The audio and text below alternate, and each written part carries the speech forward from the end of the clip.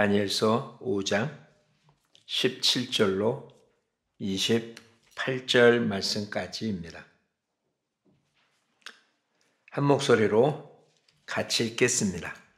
다니엘이 왕에게 대답하여 이르되 왕의 예물은 왕이 친히 가지시며 왕의 상급은 다른 사람에게 주옵소서. 그럴지라도 내가 왕을 위하여 이 글을 읽으며 그 해석을 아뢰리이다.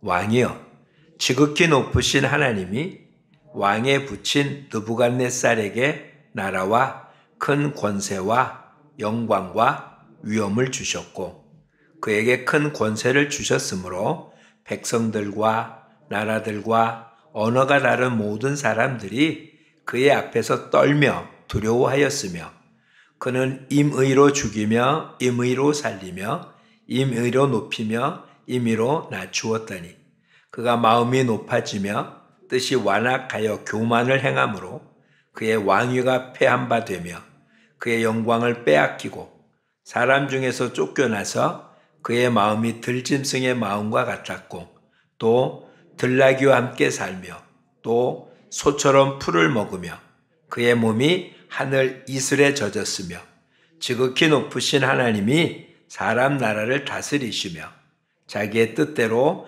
누구든지 그 자리에 세우시는 줄을 알기에 이르렀나이다. 벨사살이여, 왕은 그의 아들이 되어서 이것을 다 알고도 아직도 마음을 낮추지 아니하고 도리어 자신을 하늘의 주제보다 높이며 그의 성전 그릇을 왕 앞으로 가져다가 왕과 귀족들과 왕후들과 후궁들이 다 그것으로 술을 마시고 왕이 또 보지도 듣지도 알지도 못하는 금, 은, 구리, 쇠화나무, 돌로 만든 신상들을 찬양하고 도리어 왕의 호흡을 주장하시고 왕의 모든 길을 작정하시는 하나님께는 영광을 돌리지 아니한지라. 이러므로 그의 앞에서 이 손가락이 나와서 이 글을 기록하였나이다. 기록된 글자는 이것이니 곧 메네 데겔 우바르신이라.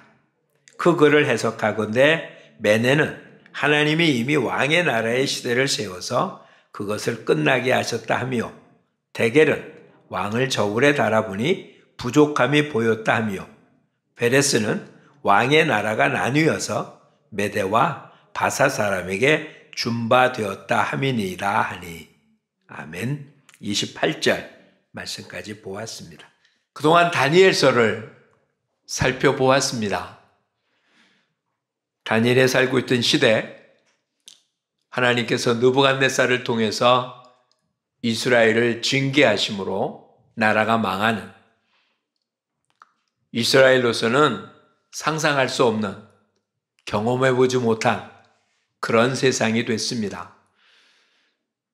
그 이전에도 여러 가지 어려움은 있었어도 예루살렘이 이렇게 망하고 성전이 무너지는 그런 일은 한 번도 경험해보지 못했던 모습입니다. 거기에 대부분의 이스라엘 백성들이 바벨론으로 포로된 것은 전무후무한, 한 번도 이런 것을 경험해보지 못했던 사건입니다. 과연 하나님이 계신지, 하나님이 이스라엘을 지금도 사랑하고 계시는 건지, 하나님 약속한 것듯이 성취될는지 도대체 혼란스러운 그와 같은 시대였었음에 틀림이 없습니다. 그 중에 바벨론 포로된 속에서 하나님이 역사하심을 조금씩 보여주셨습니다. 우선 다니엘과 세 친구들이 자기를 더럽히지 않고자 그렇게 하자 하나님은 그 속에서 그들을 지켜주셨습니다. 근데 그것은 바벨론 전체에 있는 유대인들에 비하면 아주 작은 모습이었죠. 느부갓네살이 꿈을 통해서 하나님께서 그렇게 이스라엘 버린 게 아니라 하나님이 바벨론에게 우주 만물을 맡긴 게 아니라 하나님이 직접 다스린다는 사실을 꿈을 통해서 보여주었고 또 풀무불을 통해서 하나님이 참 하나님이라는 사실을 느부갓네살이 고백하게 만든 사건까지도 연속으로 진행되어 왔습니다. 그래도 문제는 있습니다. 모든 유대인들이 이 사건을 알았겠습니까? 그러진 않았겠죠. 물론 다 공포하라고 했긴 했지만 4장에 보면 느부갓네살이 한 번 더 꿈을 꿉니다. 근데 그 꿈은 이제는 기억을 해요.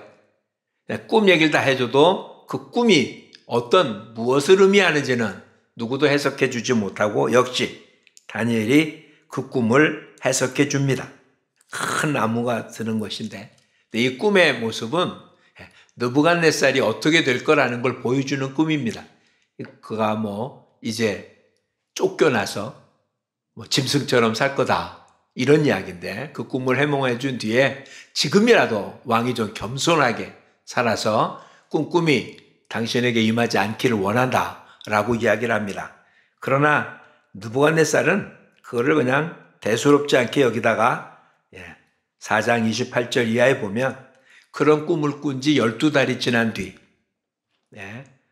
그 바벨론 성 위에서 이 큰 성을 내 능력과 내 권세로 건설하고 나의 도성으로 삼고 내 위엄의 영광을 나타낸 자기를 드러낼 때 31절 이 말이 아직도 왕의 입에서 다 떨어지기도 전에 하늘에서 소리가 있어서 그를 쫓겨나고 들짐승과 같이 풀을 먹는 그와 같은 자리로 떨어졌다. 이 얘기가 쉽게 생각하면 우리식으로 표현하면 정신 이상이 생겼다 이런 얘기예요. 정신병이 들어서 쫓겨나서 왕의 직분을 감당하지 못하게 됐고 그래서 그의 아들이 왕을 대신해서 있다가 나중에 다시 회복이 돼서 하나님을 찬송했다고 37절에 그렇게 이야기를 합니다. 그런 식으로 느부갓네살이 자기의 모든 걸 끝내고 그 다음 5장 벨사살 왕이 된 것입니다. 그러니까 느부갓네살이 우리로서는 지금 어느 정도 왕인지 쉽게 와닿지 않습니다. 그냥 역사적으로 본다면 우리가 쉽게 이해할 수 있는 것은 이렇게 생각하면 됩니다. 알렉산더 그 짧은 기간 동안에 전체를 다 통일을 해서 히랍이라고 하는 엄청난 모습을 만들었던 것이 알렉산더 대왕입니다. 느부갓네살은 그보다 몇백 년 전에 그보다 더 엄청난 왕이었습니다. 하다못해 애국까지도 이 바벨론에 져서 꼼짝 못한 모습이 될 정도니까 세계 전체를 다스렸던 왕입니다. 근데 그런 왕을 뒤어서 벨사살이 왕이 됐으니 할 일이 뭐가 있겠어요? 전쟁할 일이 있습니까? 없잖아요. 그냥 아버지 왕이 만들어 놓은 실제로 벨사살이 느부갓네살의 친아들인지 아니면 손주인지는 명확하지는 않습니다. 옛날에 이들은 아들이나 손주나 다 그냥 아들이라고 표현하기도 했기 때문에 또한 아버지나 할아버지도 다 아버지라고 표현해서 이 뒤에 당신은 그의 아들이 되어서 라는 표를 써서 아들이기도 하지만 세계사적인 모습에서 느부갓네살의 아들이 벨사살이라고 표현하지 않기 때문에 손주이기도 쉽습니다. 어쨌든 그 대를 이었기 때문에 그가 할 일은 아무것도 없는 거예요. 그냥 태평성대를 이루고 살면 되는 거죠. 그래서 오늘 본문 5장 1절에 보면 귀족 1000명과 함께 큰 잔치를 베푼다. 그냥 그가 할 일이 이것밖에 없는 거예요. 쉽게 생각해 보세요. 모든 걸 다 가지고 누리고 있는데 할 일이 뭐 있겠습니까? 이것이 그가 하는 일이고 태평성대를 이루어가는 게 왕이 할 일이겠잖아요. 근데 그때 손가락이 나와서 벽에 글을 쓴 거예요. 그런 이사를 본 적이 없잖아요. 그래서 이렇게 표현하고 있습니다. 6절에 왕이 즐기던 얼굴빛이 변하고 그 생각이 번민하여 넓적다리 마디가 녹는 듯하고 그의 무릎이 서로 부딪힌지라. 우리식으로 얘기하면 뭐가 됩니까? 사시나무 떨듯이 떨었다 이런 표현이에요. 그렇죠? 무릎이 떨리고 이런 식으로. 그러지 않겠습니까? 지금 같았다면 레이저 광선에 의해서 뭐가 쭉 움직이거나 이런 레이저 쇼라는 거 있잖아요. 그렇죠? 그런 것 갖고 하겠지만 이 당시 도대체 이게 손가락에 나왔다는 얘기가 손가락에 썼다는 얘기보다는 한쪽 벽에 글을 써주니까 글을 뭘로 씁니까? 손으로 쓰잖아요. 그러니까 표현을 손가락이 썼다라고 표현하고 있는 거예요. 가만히 있는 한쪽 벽에 글씨가 쭉 써져 나가고 있는 거잖아요. 이해할 수 없는. 지금이라면 이게 과학적으로 설명도 가능하겠지만 하나의 어떤 방법을 했는지 모르지만 하여튼 그렇게 글을 쓰자 그 글을 읽고 해석할 사람이 없었던 거예요. 꿈을 해몽할 사람이 없었던 것처럼 이 글을 읽고 해석할 사람이 없는데 왕비가 이 나라에는 느부갓네살 왕 때서부터 신들의 영이 있는 자가 있으니 그를 부르면 된다 해서 다니엘을 부른 겁니다. 다니엘을 불러서 이 글을 읽고 해석하면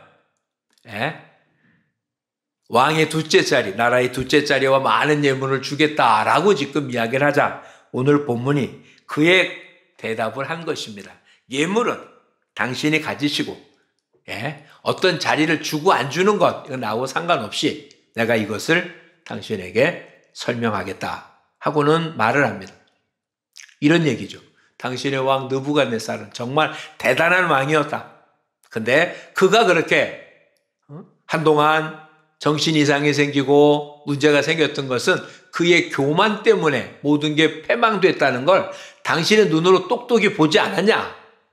그걸 보고도 지금 이런 일을 벌이고 있다. 그 중에 가장 중요한 건 뭐냐면 그 연회 자리에 썼던 그릇들이 예루살렘 성전에서 갖고 온 기물들이었다라고 성경은 말하고 있어요.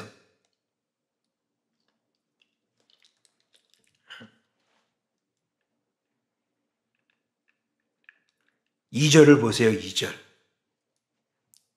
벨사살이 술을 마실 때 부친 느부갓네살이 예루살렘 성에서 탈취해온 금, 은 그릇을 가져오라고 하여. 원래 그렇게 쓰는 건 아니겠죠. 이런 연회가 있기 때문에 연회 속에 쓰려고 마련되어 있었던 그릇들이 있었을 텐데 그걸 놔두고 예루살렘 성전에서 갖고 온 금은 그릇을 갖다가 지금 이 잔치에 사용하고 있었으니 그래서 하나님이 이 글을 쓴 거다라고 표현한 거예요. 근데 그 글의 내용이 뭐라고요? 25절이네요. 메네 데겔 우바르신이라는 글자다. 이 글을 해석하면 26절 메네는 하나님이 이미 왕의 나라의 시대를 세워서 그것이 끝나게 하셨다. 즉 바벨론이 끝나게 됐다 이런 얘기죠. 데겔은 왕을 저울에 달아보았더니 부족함이 보였다. 베레스는 나라가 나뉘어서 메대와 파사의 사람에게 준바되었다라는 글이다. 그냥 하나님이 그렇게 말한 걸로 끝난 게 아니고요.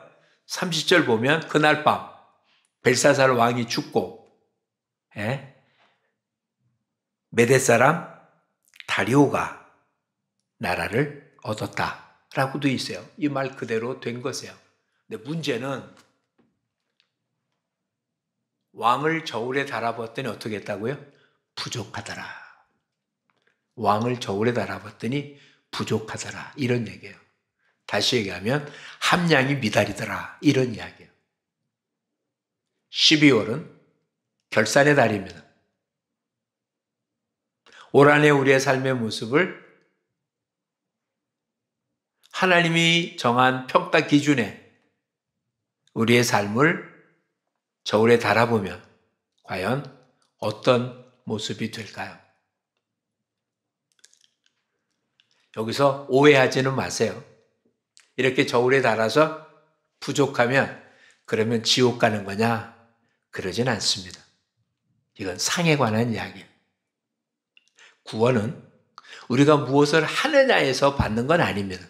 그러니까 무엇을 했다 안 했다가 구원을 받고 안 받는 개념이 아닙니다. 즉 우리는 구원을 받으려고 무엇을 하는 사람들은 아니에요. 그렇게 해서 구원 얻을 사람은 이 땅에 아무도 없습니다. 그러니까 하나님께서 우리를 저울에 올려놓는 것은 구원시킬까 말까를 정하려고 저울에 올려놓은 게 아니고요. 구원 얻은 자의 삶을 올려놓으신 거예요. 과연 그게 말이 맞는 이야기인가 한번 보자고. 일단 구원은 뭘로 얻습니까? 믿음으로 얻죠. 갈라디아서 말씀에 의하면 행위로 구원 얻는 게 아니라 믿음으로 얻습니다. 율법으로 구원 얻는 게 아니고 믿음으로 구원 얻습니다. 이거는 절대적인 진리예요. 하나님이 우리를 자녀 삼아줘야 우리가 하나님의 자녀가 된 거지, 내가 무엇을 해서 착한 일 했다고, 옳은 일 했다고, 많은 일 했다고, 많은 업적을 남겼다고 구원 얻는 게 아닌 하나님의 은혜로 구원을 얻습니다. 네, 구원 얻은 자에게 하나님이 요구하시는 게 있는 거잖아요. 마태복음 6장에 의하면 유대인들의 종교적인 행위 3가지가 나옵니다. 기도, 금식, 구제에 관한 이야기예요. 이거는 유대인들이 당연히 해야 되는 일들인데 그 일을 통해서 내가 얼마나 신앙생활을 잘하는지를 보여주는 외적인 어떤 잣대예요. 그래서 기도할 때 많은 사람이 보는 데서 외치고 기도하고, 구제할 때는 내가 구제했다고 나팔 불고, 금식할 때는 내가 얼마나 금식하고 있는지를 꾀죄죄한 모습으로 아주 고통스럽게 하며 내가 지금 금식하고 있다는 걸 사람들한테 보이면서 내가 이렇게 신앙생활 잘한다라는 걸 보이는 게 그들의 모습이었어요. 근데 주님 뭐라고 얘기합니까? 그들은 이미 상을 받았다. 사람에게 보이려고 한 행위들은 이미 상을 받았기 때문에 아버지 앞에 가서 상을 받을 수가 없다. 그래서 어떻게 하라고요? 은밀한 중에 보시는 아버지께 기도할 땐 골방에 들어가서, 구제할 땐 오른손이 하는 걸 왼손이 모르게, 금식할 때는 오히려 기름을 발라서 내가 금식하는 것도 사람들의 모르게, 내가 하는 행위로 누군가 칭찬 듣기 위한 것으로 했다면 하늘에서 상이 없다, 이런 얘기잖아요. 하늘 상급이 있어요. 구원에 대한 이야기가 아니에요. 상급에 관한 이야기예요. 그렇다면 구원을 받기 위해서 우리가 무엇을 할 필요는 없습니다. 그런데 하늘나라에 가서 상급 없는 삶은 보잘것없는 삶이고, 이런 것을 부끄러운 구원이라고 성경은 표현한 거예요. 그렇다면 저와 여러분, 하나님의 저울에 올라갔을 때 어떨까요? 열매 없는 무화과 나무처럼 열심히 살고 애쓰고 노력했는데 그 나무가 왜 저주받습니까? 열매 없기 때문이잖아요. 올 한 해 저와 여러분의 삶은 그냥 올 한 해로 모든 걸 결산한다고 쳤을 때 내년에 우리한테 주어지지 않는다면, 지금까지 산 삶으로 우리의 삶을 결산해야 된다면, 지금까지의 결산의 모습으로 주님 앞에 섰을 때 어떨까요? 부족하다고 평가를 받을까요? 아니면 괜찮다고 할까요? 우리 모두는 없는 건 아니에요. 근데 함량이 얼마만큼이냐는 거예요. 시중에서 판매되는 것들 중에 문제되는 건 뭡니까? 거기에 들어가야 될 함량이 부족한 게 문제잖아요. 우황첨시환이라고 하는데 우황이 들어가는 양이 기록되어 있고 광고하는 것만큼이거나 아니면 국가에서 정하는 그 양보다 부족하면 우황청심환이라는 말을 쓸 수는 있겠지만 함량이 부족한 건 아니죠. 잘못된 거잖아요. 저와 여러분이 안 한 건 아닌데 함량이 부족하진 않은지 돌아볼 필요가 있지 않겠어요?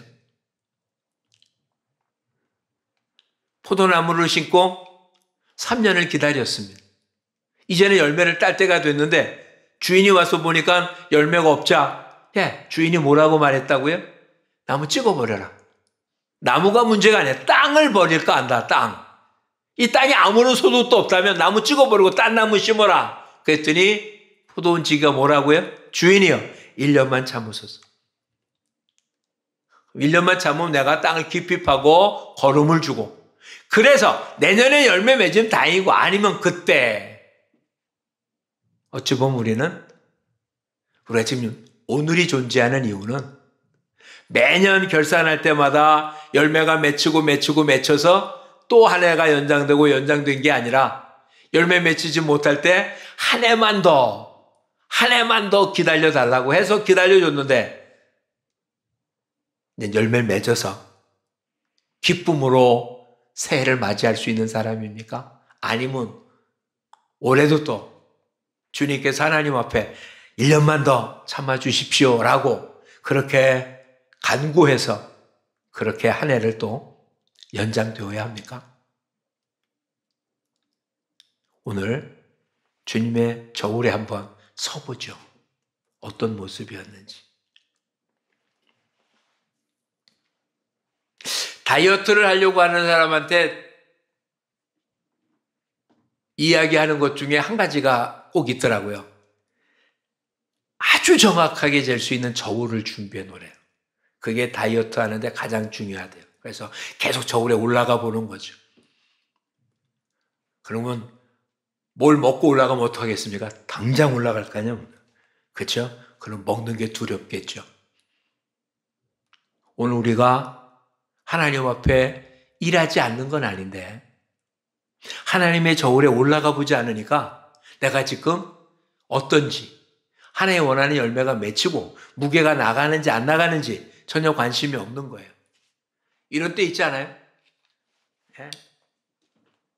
굉장히 몸이 무겁게 느껴진다고 몸무게가 많이 나갑니까? 아니잖아요. 내 기분하고 몸무게 양은 같은 게 아니잖아요.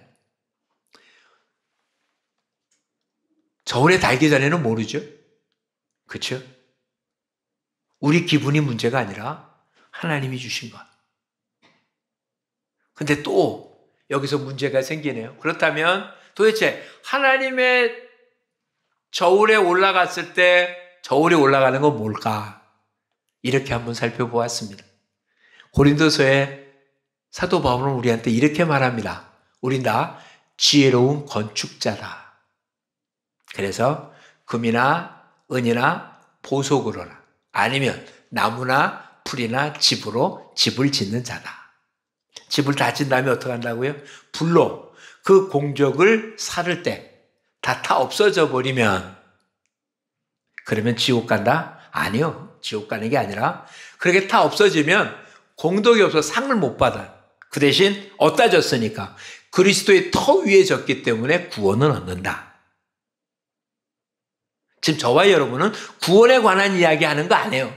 구원은 저와 여러분이 얘기할 거리가 아니에요. 예수님을 구주라고 영접했으면 구원 얻은 거니까 구원에 관한 이야기가 아니라 상급에 관한 이야기예요. 다시 얘기하면 올 한해 어떤 집을 졌냐고요. 무엇으로 집을 졌냐고요. 잘 몰라요. 내가 지금 어떤 재료로 내 인생 집을 졌는지 우린 잘 몰라요. 어떤 걸로 지은 것 같습니까? 우리는 일부러 내 인생의 집을 나무나 풀이나 집 같은 요소로 집을 지을 사람은 아무도 없습니다. 그렇죠? 올해 그렇게 지으셨습니까?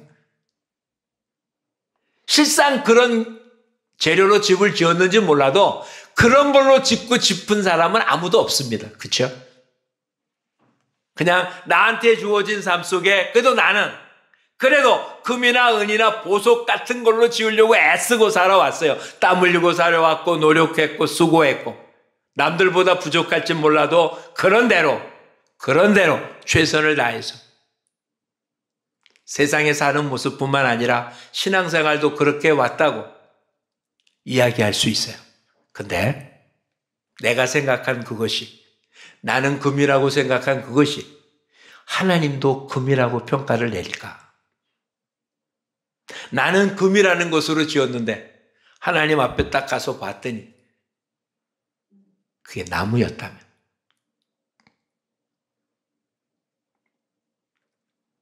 오늘 저와 여러분 지금 벨사살 왕이 뭐 잘못한 거 있습니까? 특별히 없잖아요. 나라가 어려운 것도 아닌데 풍족한데 잔치 베풀고 하는 게 뭐 큰 문제입니까? 없을 때 이런다면 문제죠. 전쟁할 때 이랬다면 문제죠.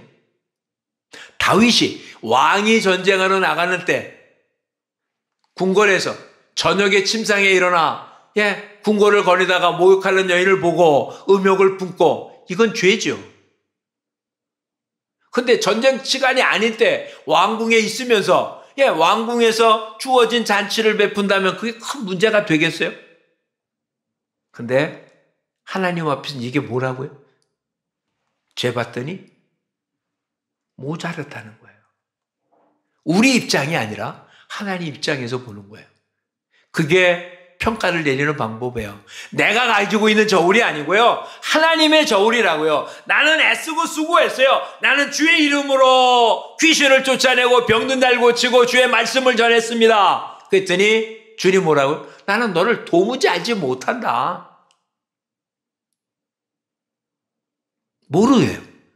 저울에 올라가 봤더니 아무것도 안 올라가는 거예요. 아무것도 안 올라가는 거예요. 나는 목사로서 일했습니다. 올라가 봤더니 아무것도 안 올라갔다는 얘기잖아요. 나는 장로로, 권사로, 전도사로 나한테 주어진 직분만큼 내가 열심히 일했습니다. 라고 얘기했는데 안 올라간 사람이 있다는 거잖아요. 저나 여러분 어떻습니까? 올 한해 어떤 재료로 나한테 주어진 시간을 사용했고 물질을 사용했고 나한테 주어진 기회들을 사용했습니까? 도대체 주님 앞에서 주님의 저울에 올라갈 만한 것들은 과연 무엇이겠습니까? 마태복음 6장 33절은 뭐라고 되어 있습니까? 먼저 그의 나라와 그의 의를 구하라. 그리하면 이 모든 것을 더하여 주시리라. 근데 이 모든 것에는 뭐가 포함됩니까? 마태복음 6장 이야기하기 바로 윗전에 우리가 염려하고 근심하고 걱정하는 것들이었어요. 그게 뭘까요? 먹을 것, 마실 것, 입을 것이었어요. 다시 얘기하면 그냥 우리가 사는 거였어요. 세상에 살면서 세상의 것들로 살아가는 것 때문에 염려하고 근심하고 그래서 그것 때문에 시간 보내고 애쓰고 수고한 그게 우리가 사는 거잖아요.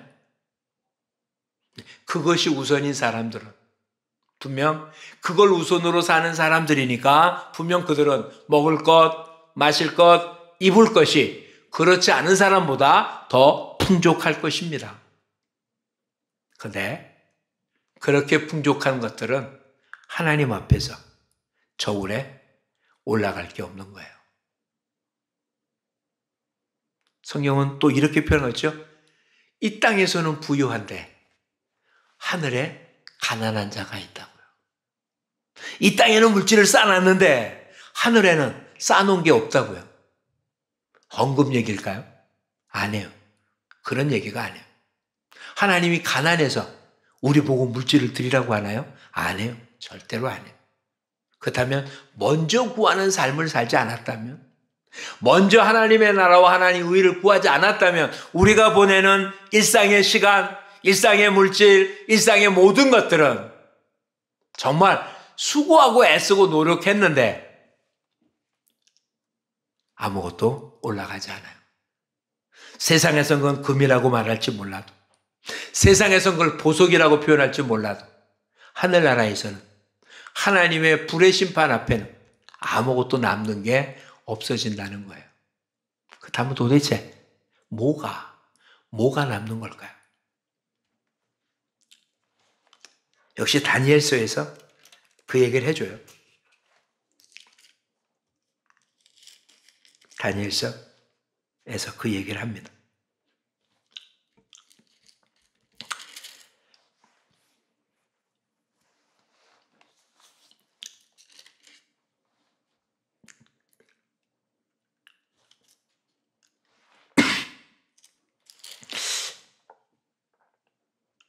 (12장이에요) 3절 같이 읽어볼까요? 지혜 있는 자는 궁창의 빛과 같이 빛날 것이요 많은 사람을 옳은 대로 돌아오게 한 자는 별과 같이 영원토록 빛나리라. 많은 사람을 옳은 대로 돌아오게 한 자는 별과 같이 빛납니다. 즉 사람을 옳은 길로 인도한 자는 하나님 앞에서 상급이 큰 거예요. 그렇죠?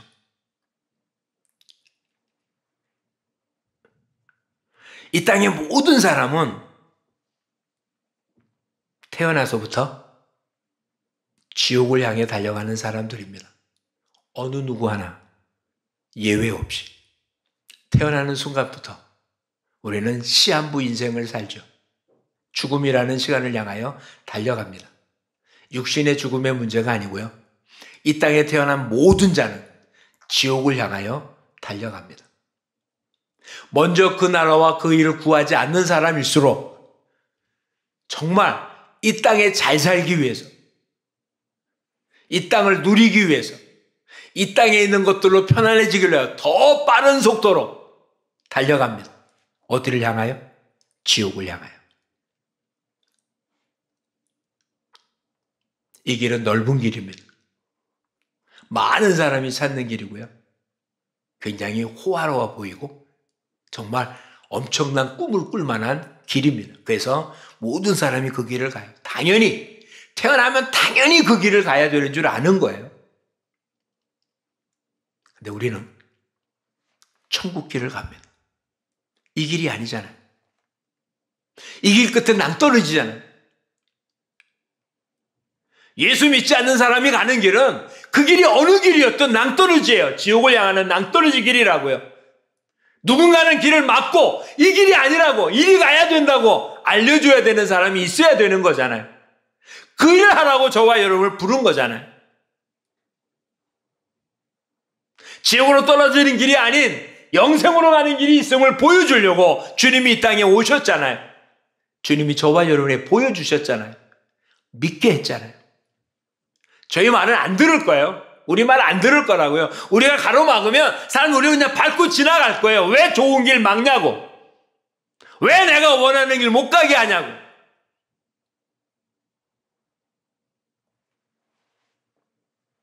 몇 번 그렇게 당하고 나면 말하기가 불편하고 힘들고 무섭고 두렵고 그래서 그냥 내버려둬요. 종종 우리 이렇게 생각하게 돼요. 혹시 저 길이 맞는 길 아니야? 내가 지금 별나게 믿는 거 아니야? 내가 잘못된 거 아니야?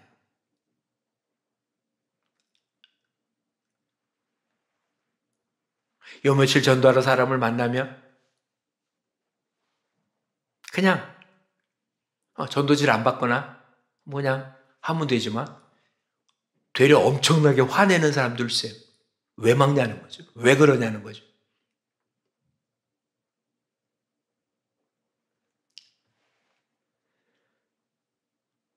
다른 이유 때문이 아니에요. 상 받으려고 하는 것도 아니에요.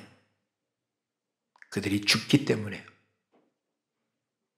우린 종종 이런 식의 뉴스를 많이 듣습니다. 길에서 벼랑간 쓰러진 사람, 어떤 사람이 와서 그에게 심폐소생술을 통해서 살아났다. 뭐 이런 얘기 있잖아요. 아무런 관련이 없는 사람인데 그 짤막한 순간에 누군가의 도움을 통해서 생명이 구해집니다. 만약에 그렇게 안 했다면 어떻게 했을까요? 심하면 죽겠죠. 그 골든타임을 놓치면 죽든지 아니면 큰 장애를 얻겠죠. 그런데 그런 순간을 놓쳐서 생명을 이어가지 못했다고 해도 육신의 죽음이잖아요. 즉 이 땅에 육신의 삶이 조금 더 연장된 것뿐이잖아요. 그런데 우리가 전하는 복음을 듣지 못한다면 영원히 죽는 거잖아요. 영원히 지옥에 가는 거잖아요.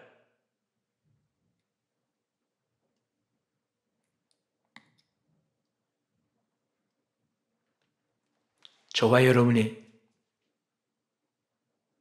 이 사실을 놓치지 말자고요. 하나님께서 오늘 우리들에게 상에 대한 이야기는 우리에게 그걸 더 잘하라고 권면의 모습이에요. 상 받기 위한 모습은 아니지만 한번 다시 생각해 보시라고.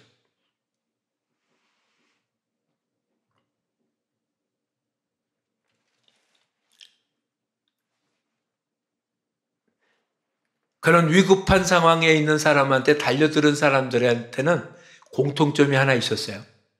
우선 간호사들은 그렇게 달려들었어요. 두 번째는 그런 심폐소생술을 본인이 익힌 사람들은 그렇게 했어요. 네. 그런 기술이 없는, 그것을 해보지 않은 사람은 그런 상황이 돼서 그것을 할 수 없겠죠. 그렇죠? 했으면 좋겠는데 못하잖아요. 그렇게 한 사람들은 갖고 있는 머리의 지식이 아니라 그걸 이미 해왔던 몸에 익혀진 것으로 그냥 한 거예요. 그냥 그렇게 한 거죠. 우리는 왜 그렇게 못할까요? 몰라서? 아니, 어찌 보면 우리도 다 알아요. 우린 다 뭐 하는 사람입니까? 땅끝까지 증인이 되라는 얘기를 모르는 사람 없잖아요. 부활의 증인이라고 얘기 들었잖아요. 며칠 전부터 말씀드린 것처럼 예수가 그리스도라는 것과 그의 가르침, 그의 전하는 것을 쉬지 않고 했다는 말씀 속에 있다는 걸 들었잖아요. 때를 얻든지 못 얻든지 말씀을 전하는 것이 하나님 말씀이라는 걸 알잖아요. 근데 왜 안 될까요? 몸에 익숙하지 않아요. 몸에 익숙하지 않아요. 여러분만이 아니에요. 저도 익숙하지 않아요. 오히려 이렇게 강단에서 설교하라 그러면 한 달 내내 해도 할 수 있어요. 하루에 10시간 해도 할 수 있어요. 근데 사람을 만나서 복음을 전하는 게 쉽지가 않아요. 안 받아주니까, 거절하니까, 아주 인상 쓰니까, 귀찮고 두렵고 그래요. 근데 그렇다고 안 해도 되는 걸까요? 다시 한번 생각해 보자고요. 이제 매일매일 여러분의 삶 속에 그리스도의 저울에 한번 올라가 보십시오. 오늘은 내가 하나님의 일에 동참했었는지, 오늘 내가 누군가를 가엾고 불쌍히 여겨서 그의 길을 막고 내 말을 듣도 안 듣든 상관이 없어요. 생명의 길로 가야 된다고 지시는 한번 했는지, 그게 없다면 우리는 저울에 올라가지 않을 거예요. 우린 그걸 안 하는 대신 주님, 내가 헌금 많이 하잖아요. 부자가 많이 낸 돈이 과부가 낸 두 랩돈보다 무게가 올라가지 않았습니다. 그렇죠? 하나님의 말씀을 지킨다고 애썼던 바리새인들, 하나님의 저울에 올라가지 않았습니다. 그런 게 아니라고요. 그거 하는 자체가 잘못된 게 아니에요. 이것을 다른 걸로 대체할 수 없는 거예요. 복음을 전하는 방법은 여러 가지니까 꼭 한 가지라고 얘기할 수는 없어요. 성경을 찾기가 불편하니까 주보를 보죠. 이렇게 매주 실리는 존 메가더의 365일 묵상집이라고 한 것에 진리는 뚜렷하고 변하지 않는다라고 쓴 것의 성경 구절입니다. 시편 19편 14절 말씀이에요. 두 번째 줄에 주니가 주님인데 오타가 나왔네요. 한번 읽어볼까요? 나의 반석이시여, 나의 구속자이신 여호와여, 내 입의 말과 마음의 묵상이 주님 앞에 연락되기를 원하나이다.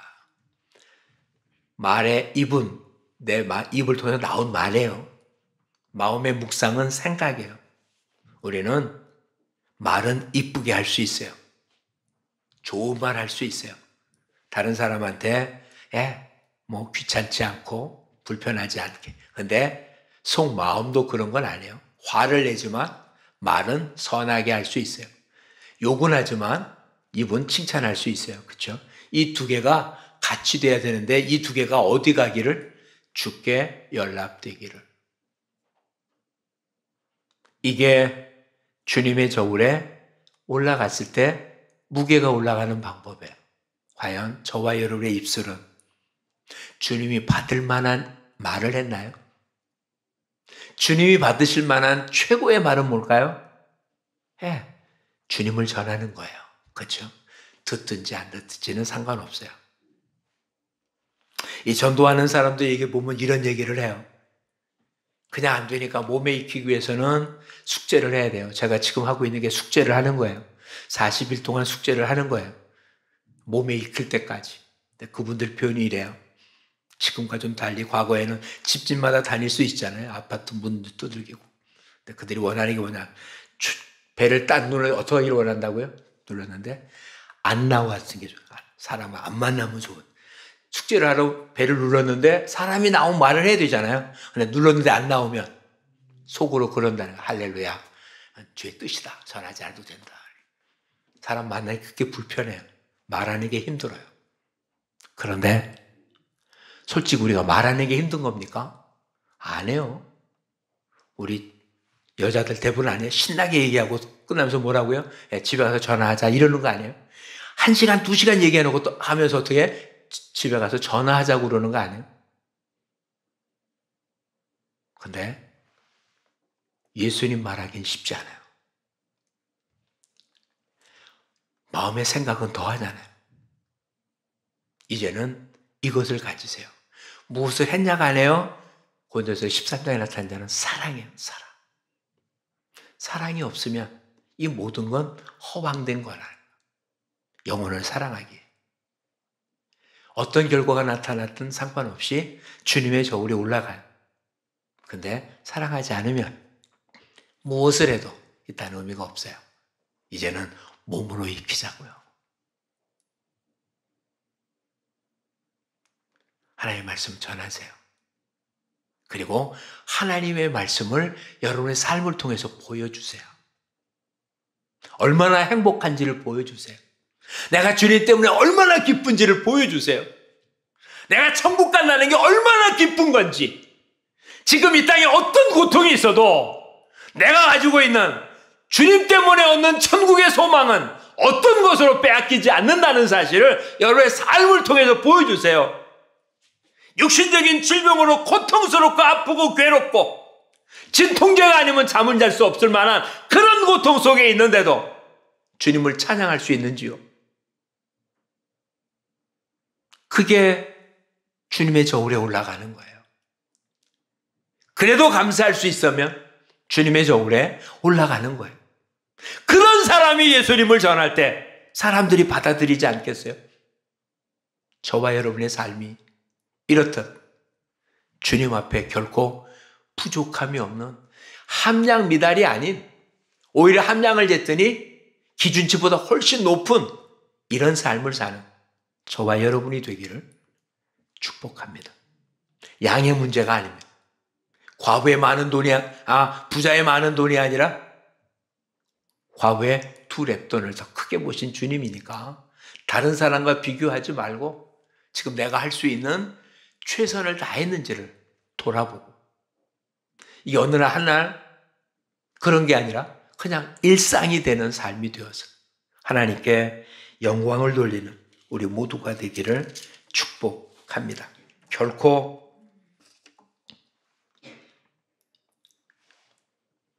부족하지 않은 우리 모두가 되기를 축복합니다.